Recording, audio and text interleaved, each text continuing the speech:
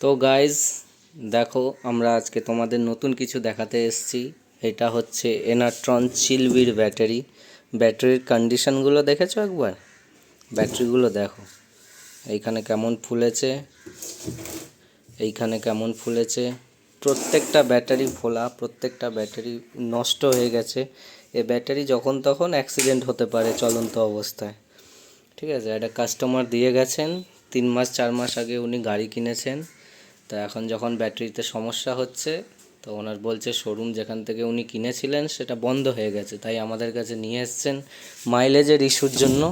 এবার আমরা যখন ব্যাটারিটা খুলে দেখি যে কী সমস্যা, ব্যাটারির এই কন্ডিশন আমরা দেখতে পাই। দেখতে পাচ্ছ গাইস, এটা হচ্ছে চিলবি একদম লোকাল কোম্পানির ব্যাটারি। মানে কি বলবো, এই ব্যাটারি মানে মানে 1000 টাকাতেও হয়তো বাইরে পাওয়া যাবে এই ব্যাটারি।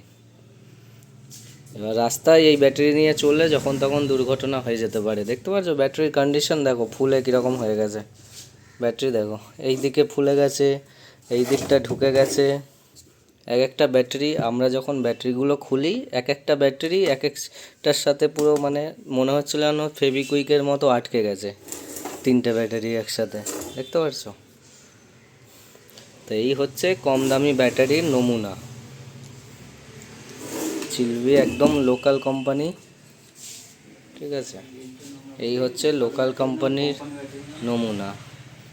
এই ব্যাটারি খুব একটা দাম নয়, কিন্তু খুবই মানে এই যে মার্কেটে বলছে না যে 30,000 35,000-এ গাড়ি দিয়ে দেবো, এই 30,000 35,000 গাড়ির সাথে এই ব্যাটারিই পাবে। এবার দেখে নাও যে 30,000-এ গাড়ি নিয়ে নিজের জীবনের ঝুঁকি নেবে, না তুমি 2,000 3,000 এক্সট্রা টাকা দিয়ে একটা ভালো কোম্পানির, একটা রেপুটেড ব্র্যান্ডের কোম্পানির একটা ব্যাটারি নেবে।